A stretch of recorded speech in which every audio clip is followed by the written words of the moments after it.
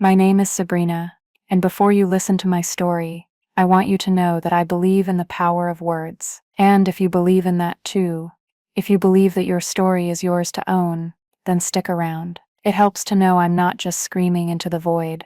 That section du afarava. Indapta you paratuan. Indapta yo why. Shiwanyumen Sabrina. Insekin. For 3 years, I was the most successful author you've never heard of. Amwinimwe. Uinsadel of Chivas. Engine under the hood of a brand called Julian Vance. He was the self-help messiah of the moment, a man who built an empire on a single seductive concept: radical honesty. It was a beautiful philosophy, I know, because I invented it. I wrote the books that made him a household name. I crafted the speeches that made audiences weep and buy $1,000 seminars. I even gave him my life, piece by piece, anecdote by anecdote, to use as his own. My triumphs, my heartbreaks, my childhood memories, they all became his raw material. And for 3 years, I told myself it was enough. It was enough to see my ideas helping people, even if they were coming from his mouth. But with the third book, the one we both knew was the masterpiece, the one destined to be a blockbuster, I decided it was time for a change. I asked for what I had earned, a simple public acknowledgement. My name on the inside cover, a share of the profits. He met me in his gleaming corner office, a minimalist cathedral of glass and steel overlooking the city, a monument I had built for him with my own sentences. He smiled that famous, reassuring smile, the one I had described in chapter 2 of his first bestseller.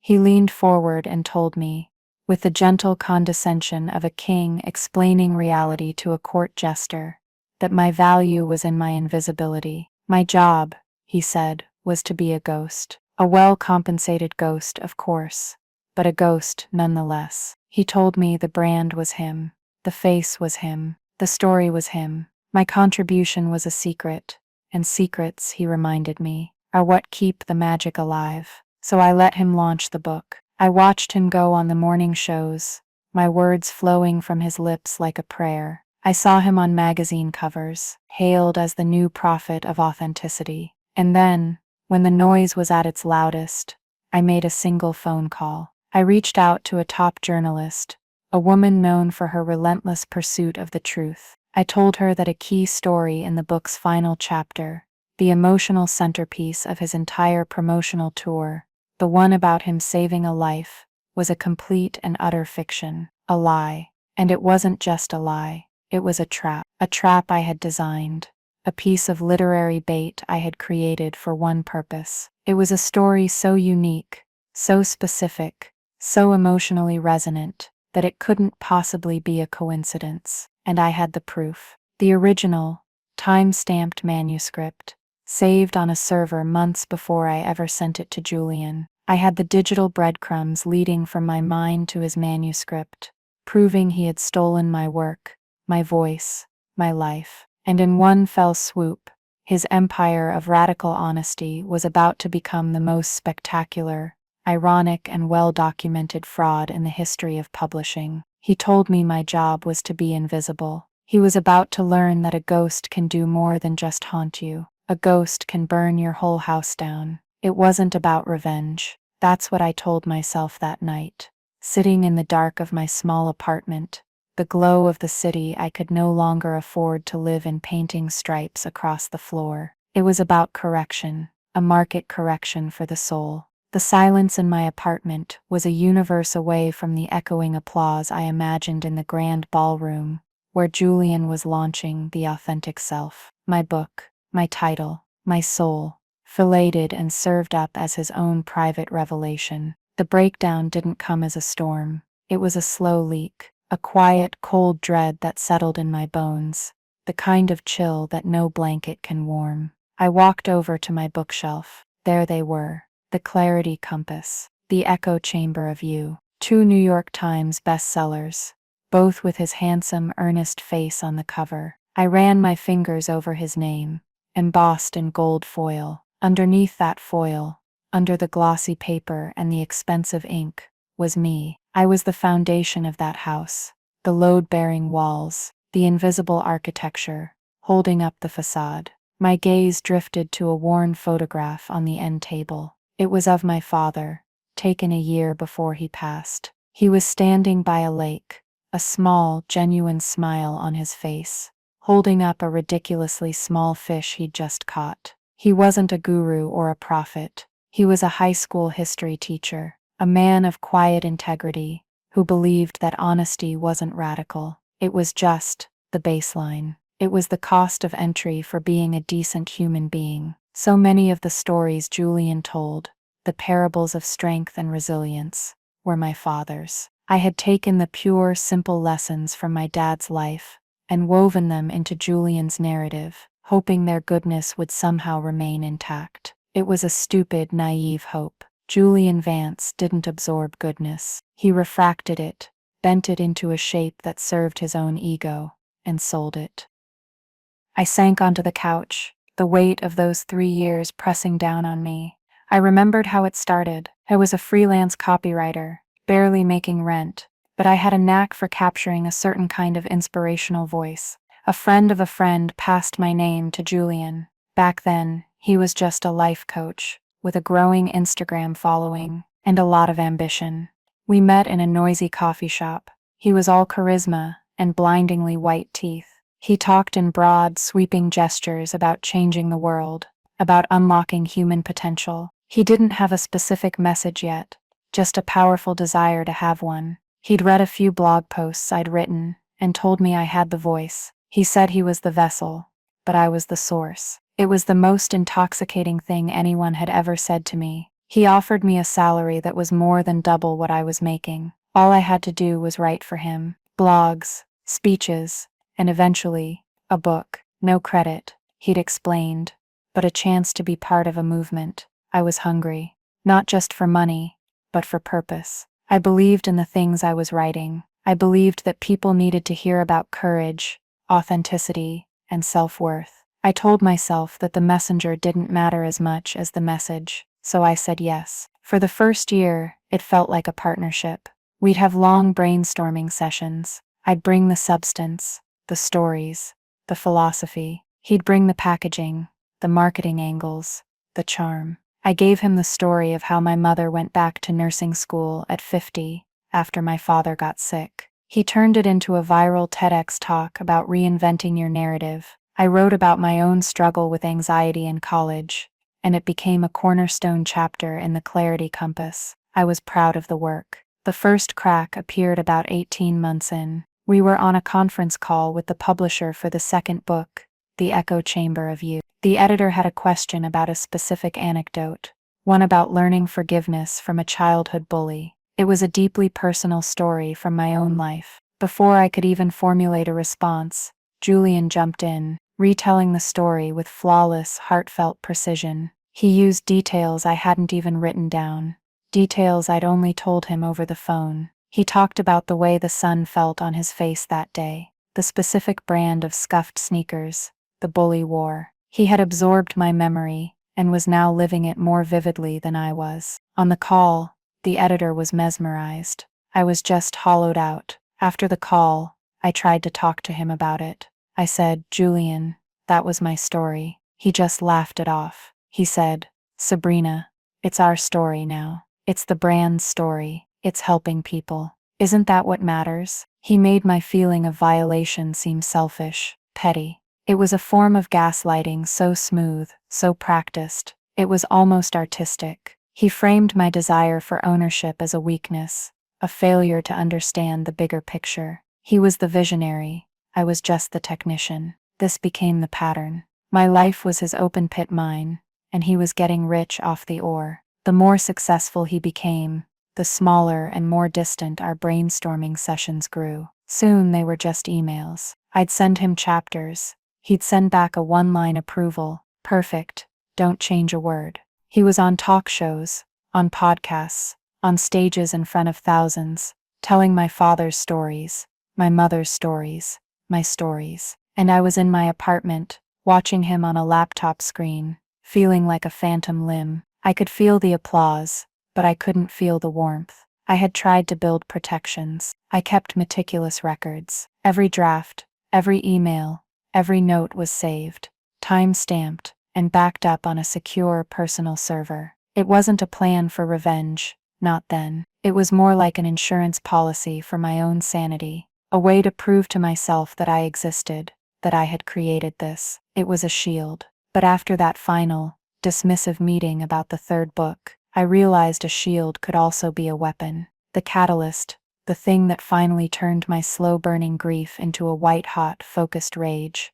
came in the form of an email. It arrived 2 days after the book launch. It was from a man named Mr. Henderson, my father's best friend and former colleague from the high school. He was a gentle, fiercely intelligent man who had been like an uncle to me. He had no idea about my arrangement with Julian. He was just a fan. His email read, "Sabrina, I just finished Julian Vance's new book. Astounding. I have to say that final story about him finding and nursing that injured Merlot Cardinal back to health, it gave me chills. It reminded me so much of your father. The same quiet patience, the same respect for the smallest of creatures. Your dad would have loved that story. He's reaching so many people with that message of kindness. You must be so proud to be part of his team." My blood ran cold.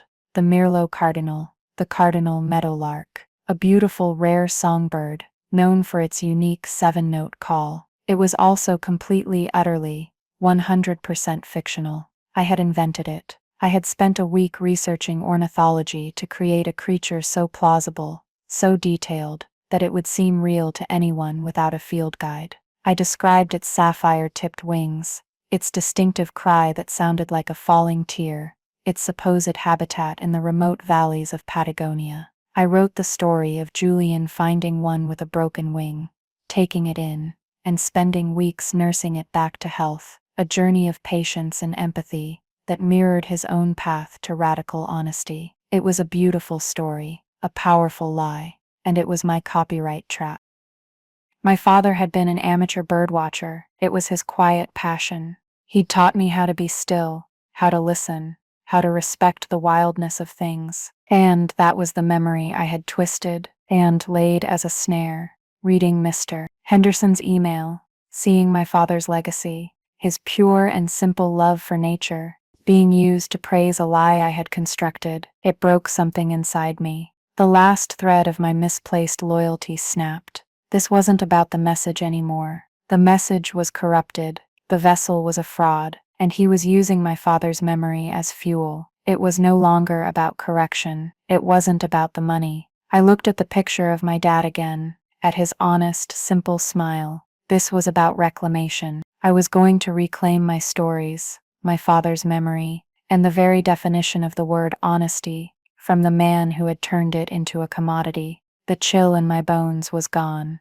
replaced by a quiet, steady heat. I stood up, walked to my desk, and opened a locked file on my computer. The folder was labeled Contingency. It was time to go to war, but this would be a quiet war, fought not with shouting but with facts. A war won in silence, with the simple, undeniable power of the truth. Julian Vance loved the spotlight. I was about to show him what it felt like to be burned by it. The first step in a quiet war is reconnaissance. You don't fire a shot until you know the terrain, the enemy's defenses, and have chosen your point of attack with surgical precision. My point of attack had a name, Alex Reyes. He was an investigative journalist for the Sentinel, an online magazine known for its long-form, deeply researched takedowns of powerful figures. Reyes wasn't a gossip columnist.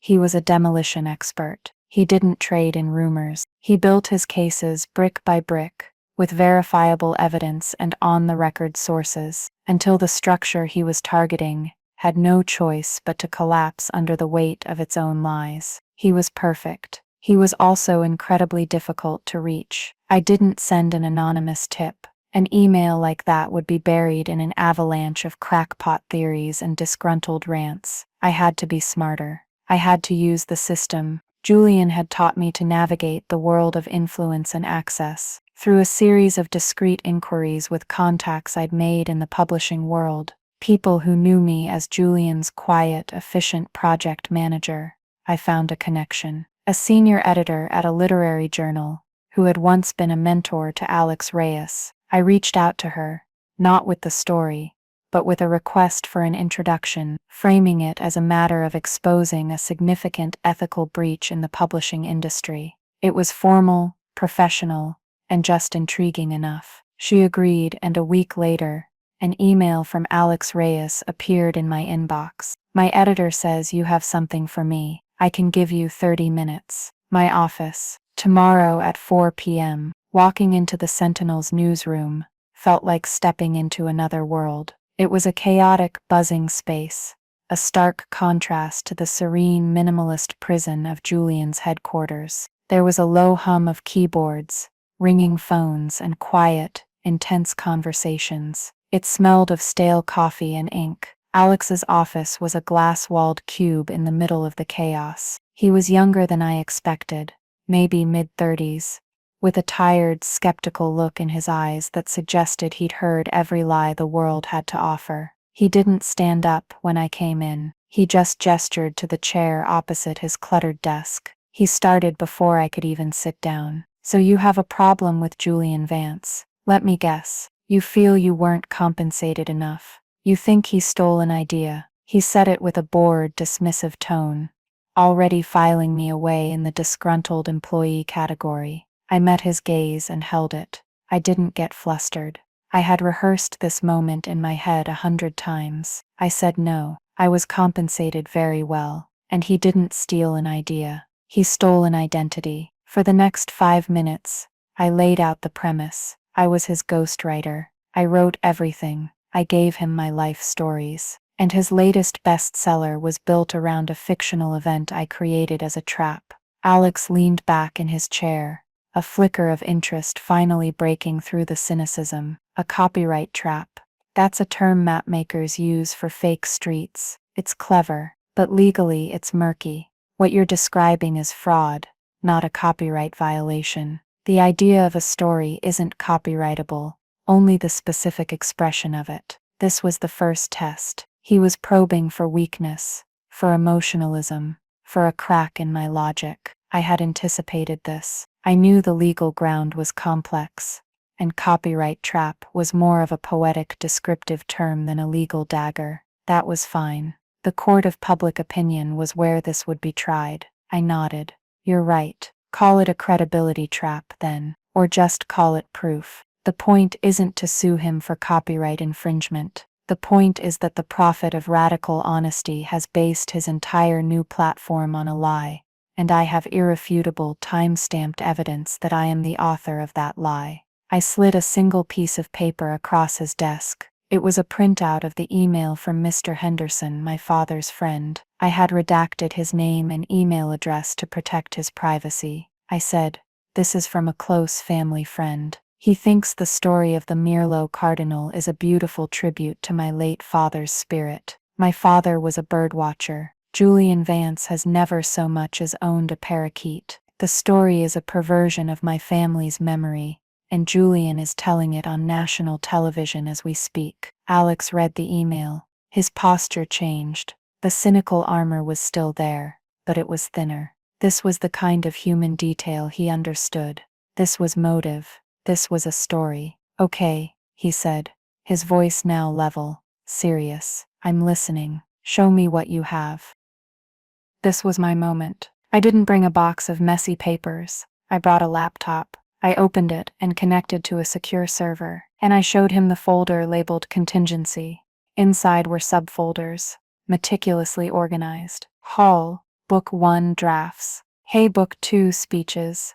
Book 3 Anecdotes. Each file had a creation date and a last modified date that predated any email correspondence with Julian. I opened a document, an early draft of a chapter from the Clarity Compass. It was written in the first person.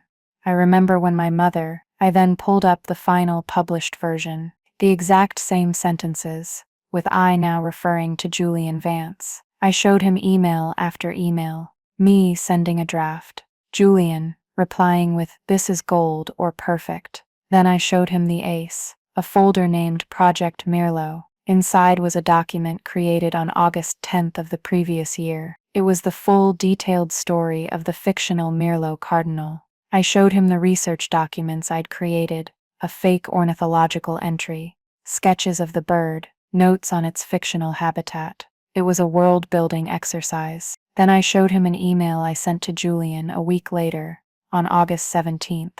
The subject line was idea for Chapter 12.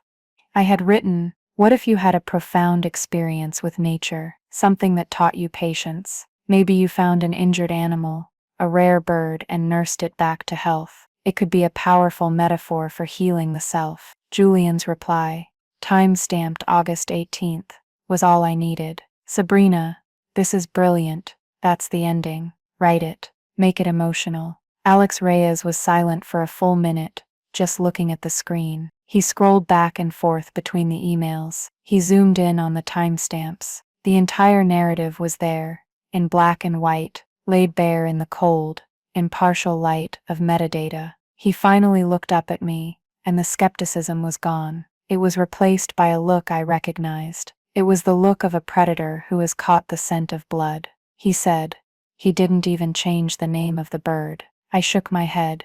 No, why would he? He thought I was invisible. He thought the source didn't matter. Alex closed my laptop. "Okay, Sabrina, I believe you. But believing you and printing this are two different things. I need to do my own work. I need to try to contact other former employees. I need to give Vance's camp a chance to respond. This is going to take some time. The book launch is happening now. He's at the peak of his power. The timing for this has to be perfect. We don't just want to expose a lie. We want to dismantle an empire. Are you prepared for what that means? They will come after you. They will call you a liar, a disgruntled, bitter woman. They will try to destroy you." I thought of my father. I thought of his quiet, simple integrity. I thought of Julian, on a stage somewhere, basking in the glow of a lie that was built on the memory of a good man. "I'm prepared," I said. "It's not about revenge. It's about the truth finally having its turn in the spotlight." For the next 2 weeks, I lived in a state of suspended animation,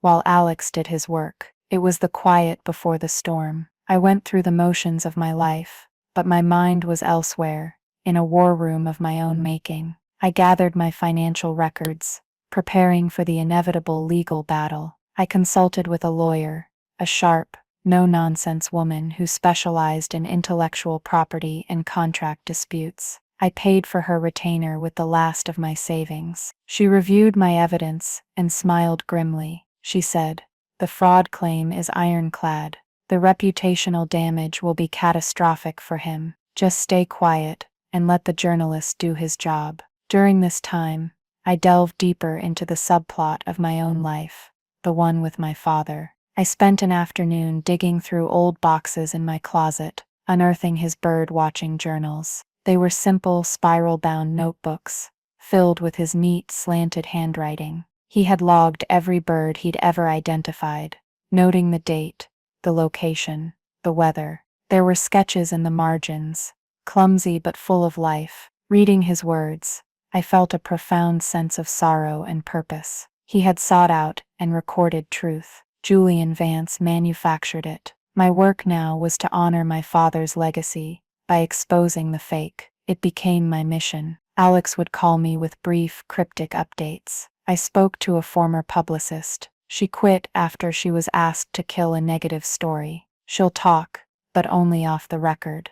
Then a few days later, I found a graphic designer from the first book. He remembers getting all the cover copy directly from an email address he thought was your assistant's account. Every call was another brick in the wall of evidence he was building. He was meticulous, relentless. He was building a cage of facts, and Julian was about to walk right into it. The plan was set. Alex would finish his article and have it ready to publish. I would give him the signal the moment Julian's promotional tour reached its zenith. The plan was no longer just about exposing the lie of the Mirlo Cardinal. It had evolved. It was now about exposing the entire fraudulent enterprise of Julian Vance, with the fictional bird as the beautiful, poetic, and undeniable proof of the larger crime. The secret weapon wasn't just the lie. It was the depth and texture of the truth I had built around it. He thought my invisibility was my weakness. He was about to find out it had been my greatest strength. It allowed me to watch, to listen, and to build the perfect trap, baited with his own arrogance, and set to spring the moment he felt most invincible. The book launch was a masterclass in modern media manipulation, and I had a front row seat from my laptop. Julian Vance was a supernova, burning brighter than ever before. He was on every morning show, his face radiating a calm sincerity that I had scripted for him. He sat across from talk show hosts, his posture open, his eye contact unwavering, all techniques I had detailed in a media training document I'd written for him a year prior. And everywhere he went, he told the story. He told the story of the Mirlo Cardinal. Watching him was a strange, out-of-body experience. He'd perfected the performance of my words. He'd pause at the right moments. His voice would catch with manufactured emotion. A single tear would sometimes glisten, a trick he'd learned from watching old political speeches. He spoke of the tiny feathered soul he'd found shivering under a fern in Patagonia during a digital detox retreat. He described its sapphire-tipped wings, a detail I'd plucked from a National Geographic article about deep-sea fish. He even tried to mimic its call, a low, warbling whistle that sounded nothing like the 7-note scale, like a falling tear that I had written. It was a terrible imitation, but the audience didn't know that. They were captivated. The story became a cultural touchstone overnight. Social media was flooded with hashtags. #Mirlo Cardinal, #Radical Kindness, #The Vance Way. People posted pictures of common sparrows and pigeons, asking if they might be the mythical bird. A jewelry designer launched a Mirlo wing necklace. It was a phenomenon, and with every tweet, every interview, every gushing article, Julian was wrapping himself tighter and tighter in the fabric of my lie. He wasn't just telling a story from his book, he was making it the entire foundation of his new identity. He was no longer just a guru of honesty, he was a saint of empathy, a modern-day Saint Francis of the selfie generation. My journalist ally, Alex Reyes, was watching too. We had a secure messaging channel, and he'd send me links to the latest interviews with short, sharp comments. He's adding details now. Said it ate goji berries from his hand. He's a terrible improviser. Another message. The publisher just ordered a massive reprint. Second week sales are projected to be double the first. He was letting the pressure build, letting Julian climb higher and higher, so the fall would be that much more spectacular. The peak came a week and a half after the launch. Julian was the guest on The Axiom, the biggest podcast in the world, hosted by a man whose interviews could make or break careers. It was the digital mountaintop. If he succeeded here, his message would be immortalized. I sat in my quiet apartment, headphones on, listening to the live stream. The host was fawning, completely under Julian's spell. He called the book a landmark in human potential. Then he asked the inevitable question. Tell us about the Mirlo Cardinal, Julian. That story, it wrecked me. It feels like a parable for our times. Julian took a deep, theatrical breath. I could picture him in the studio, leaning into the microphone, creating that false intimacy he was so good at. He began the story again, but this time it was different. He had embellished it to a point of near absurdity. He spoke of how the bird's recovery mirrored a dark time in his own life, how its first flight to freedom coincided with a moment of personal epiphany for him. He was no longer just telling my fake story. He was integrating it into his own hagiography, weaving it into the very fabric of his being. He was connecting it to his brand of radical honesty. He said that little bird taught me the ultimate truth. Honesty isn't about speaking your mind. It's about aligning your soul with the universe. You can't lie to a creature that pure. It knows. That was it. That was the moment. He had taken the final, fatal step. He had linked the lie to the core of his philosophy. I opened the secure chat with Alex. I typed a single sentence. He just tied the bird to the definition of radical honesty. It's time. Alex's reply came back in seconds. Article is locked and loaded. I'm making the final calls to his publisher and publicist for comment now. They have 1 hour to respond. The story goes live at 9 a.m. tomorrow. Brace yourself. I didn't sleep that night. I didn't need to. I was running on a current of pure, cold adrenaline. This was the silent takeover in motion. My first move wasn't a public statement or a lawsuit. It was an email, a draft, a piece of fiction planted months ago. It was a seed that had been quietly growing in the dark, and it was about to break through the surface with explosive force. The panic on their end must have started around 8 p.m. my time, when Alex's emails landed. I can only imagine the scene. Julian, high on his podcast triumph, getting a frantic call from his publicist, a journalist from the Sentinel, asking about a fictional bird, and a ghostwriter named Sabrina. The confusion, then the dawning, sickening realization. The desperate search through old emails, the discovery of my name, the source, the ghost he thought he'd successfully erased. The publicist's strategy was predictable: deny, dismiss, discredit. They sent Alex a formal statement just before his deadline. It was a masterpiece of corporate doublespeak. It said that Julian Vance employed a team of talented researchers and collaborators, and that Sabrina was a valued but junior member of that team. It claimed she was a disgruntled former contractor whose contributions were minimal, and that her claims were a desperate attempt to attach her name to Mr. Vance's singular vision. They called the story of the bird a composite narrative, a metaphorical anecdote, intended to illustrate a deeper truth. They never denied the bird was fake. It was a fatal error. Alex included their full statement in his article. It only made them look more guilty. At 9 a.m. sharp, my phone buzzed with a notification. It was a link from Alex. The headline was stark, brutal, and perfect. The Prophet of Honesty and the Imaginary Bird. How self-help guru Julian Vance built his empire on a ghostwriter's lies. The article was a work of art, a demolition. Alex laid out the evidence with methodical, undeniable clarity. The screenshots of the emails, the timestamps, the side-by-side comparison of my first-person drafts and his published text. He had the off-the-record quotes from the former publicist and the designer. And at the heart of it all was the Merlot Cardinal, my beautiful, fraudulent creation, now serving as the symbol of Julian's entire deception. The article didn't just say he used a ghostwriter. It proved that he had stolen a life, a voice, and a family's memory, and then lied about it while preaching honesty. I sat there, watching the internet begin to stir. At first, it was a slow trickle of shares from other journalists and media insiders. Then the floodgates opened. The hashtags started to shift. #Merlot Cardinal was now paired with #fraud. #the Vance Way became #the Vancely. His most ardent fans were the most vicious. Their sense of betrayal was personal, profound. They had poured their trust, their hopes, and their money into him. They had defended him, evangelized for him. They weren't just followers, they were believers, and they had just found out their God was a charlatan.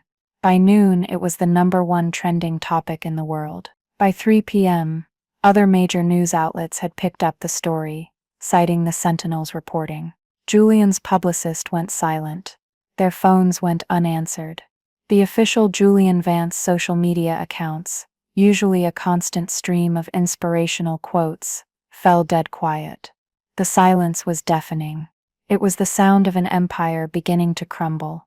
The silent takeover was complete. The noise was all on his side, now the noise of panic, of exposure, of a public reckoning. On my side, there was only the calm, satisfying hum of a plan perfectly executed. The fallout was not a single explosion, but a series of controlled demolitions that took down Julian's empire, piece by piece. The first to go was the book itself. Within 48 hours of Alex's article, the publisher, facing a tidal wave of outrage and ridicule, issued a statement. They announced they were halting shipment of The Authentic Self and initiating an internal review. This was corporate code for "we're cutting our losses and running for the hills." The book, which had been a symbol of his ultimate triumph, was now toxic. It was pulled from online stores. Physical copies were recalled. It was like it never existed, erased from the digital shelves. Next came the exodus of what he considered his clients, but who were really his congregation. The people who had paid thousands for his seminars and workshops began demanding refunds. Class action lawsuits were being discussed on social media forums that had once been fan pages. His audience felt a deep, personal sense of betrayal. It wasn't just that he had lied about a bird, it was that he had monetized their trust. He had sold them a feeling of authenticity that he himself did not possess. The power shift was palpable. His authority, his entire brand, was built on the foundation of his credibility. And Alex's article, My Evidence, had vaporized that foundation. His lucrative speaking tour, booked months in advance, collapsed in a single afternoon. Corporations that had hired him to give keynote speeches on integrity and leadership were now a laughingstock. One by one, the cancellations rolled in. A tech giant in Silicon Valley, a financial conference in New York, a wellness retreat in Arizona. Each cancellation was another nail in the coffin of his public career. I watched it happen not with glee, but with a kind of detached, clinical satisfaction. This wasn't personal, it was a logical consequence. It was gravity. He had built a tower on a lie, and it was now collapsing under its own weight. Then came the desperate countermove. It was exactly what my lawyer had predicted. A week after the article dropped, a courier delivered a thick envelope to my apartment. It was a cease and desist letter from a high-powered, notoriously aggressive law firm. It was 20 pages of legal threats and blustering accusations. It accused me of defamation, of tortious interference, of violating a non-disclosure agreement I had never signed. It demanded a full public retraction of my malicious and false statements and threatened a lawsuit that would bankrupt me for life. It was designed to terrify me into silence. A year ago it would have worked, but now it was just paper. I scanned the letter, then forwarded it to my lawyer, Sarah. Her response came an hour later. It was an email addressed to Julian's lead attorney, and she'd copied me. It was a work of beautiful, brutal efficiency. It read, Dear Mr. Albright, we are in receipt of your letter, dated October 25th. Your client's claims are without merit. My client, Miss Sabrina Gray, stands by her statements, which are not defamatory as they are demonstrably true. We possess over 800 gigabytes of dated, primary source material, including draft manuscripts, email correspondence with your client, and server logs, which corroborate every fact reported in the Sentinel's article. Should you choose to proceed with litigation, we will be forced to enter this evidence into the public record during discovery, a process that would undoubtedly cause Mr. Vance further, irreparable reputational harm. We await your timely withdrawal of this frivolous complaint. Sincerely, Sarah Jenkins. It was the legal equivalent of a checkmate. They had threatened a war, and she had responded by revealing a nuclear arsenal. We never heard from that law firm again. The final, most pathetic attempt came directly from Julian. A few days later, my phone rang with a number I didn't recognize. I let it go to voicemail. The message was him. His voice was completely different. The smooth, confident baritone was gone. It was thin, reedy, laced with a panic he couldn't hide. Sabrina, it's me, Julian. Pick up the phone. We need to talk. This has all been a terrible misunderstanding, a miscommunication. We can fix this. I can give you the acknowledgement, a new edition of the book, with your name on it, co-author credit, and a share of the profits, a real share. Whatever you want, just call me back. We can make a joint statement. Please, Sabrina, you're destroying me. I listened to the message twice. The offer of everything I had originally asked for, had delivered in a voice of pure desperation. It was no longer a request from a king to a jester. It was a plea from a drowning man. He didn't understand. It was never just about the credit. It was never just about the money. It was about the lie. And his offer to now tell the truth was just another strategic manipulation, another lie designed to save himself. I deleted the voicemail. I didn't call back. The power had shifted completely. He thought he could buy my silence, buy my complicity in a new, revised lie. But I wasn't for sale anymore. My silence had been my prison. But now his silence was his. He had no platform, no publisher, no audience. All he had left was his radical honesty. And it turned out to be the one thing he couldn't fake without me. The throne he had sat on was built of my words, and I had just repossessed it. He wasn't a king, he was just an empty vessel, and the world could finally hear the echo inside. The final confrontation wasn't a dramatic showdown in a boardroom or a tearful confession on a talk show. It was quiet, anticlimactic, and utterly definitive. It happened 2 weeks after the story broke. I was at a small independent coffee shop in my neighborhood, the kind of place Julian would have called inauthentically rustic. I was meeting with my new literary agent. My lawyer Sarah had introduced us. Her name was Maria, and she was sharp, experienced, and had a reputation for championing writers whose voices had been marginalized. We were sketching out a proposal for my own book, not a self-help guide, but a memoir about ghosts, the ghosts of creativity, the ghosts of our past, and the very real profession of ghostwriting. The bell on the door chimed, and a cold gust of wind swept in. I glanced up, and there he was, Julian. He looked terrible. His signature tailored suit was rumpled, his face was pale and unshaven, and the confident glow he always projected had been replaced by a dim, desperate anxiety. He saw me, and his eyes for a moment showed a flicker of the old arrogance, as if he couldn't believe I would dare to be sitting here, moving on, building a new life. He walked over to our table. Maria, my agent, looked from him to me, her expression hardening. Julian ignored her. He looked right at me, his voice a low, raspy whisper. Sabrina, you could have just asked for more money. We had a good thing. You could have had anything you wanted. Why would you burn it all down? I took a slow sip of my coffee, letting the silence hang in the air. The old me would have been intimidated, flustered, but the old me was gone. I had been forged into something new in the fire of his betrayal. I looked up at him, not with anger, but with a kind of pity. I did ask, Julian. I asked for my name, and you told me my job was to be invisible. He flinched, as if I'd slapped him. He started to stammer, a string of half-formed excuses and accusations. You were a contractor.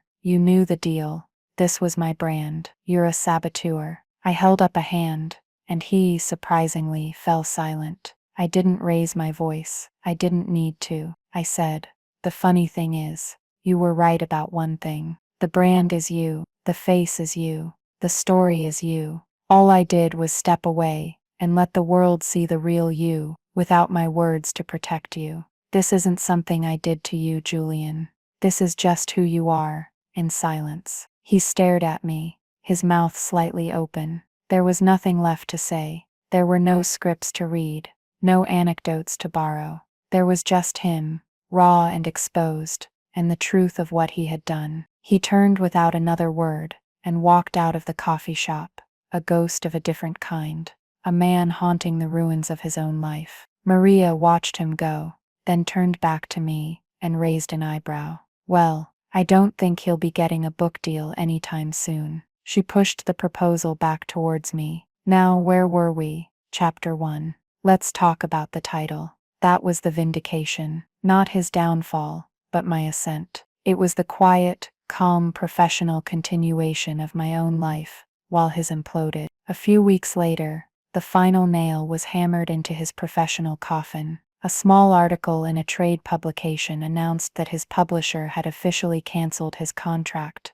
citing a morals clause. The same article mentioned that the CEO of the publishing house, a man who had championed Julian, had been forced to resign by the board.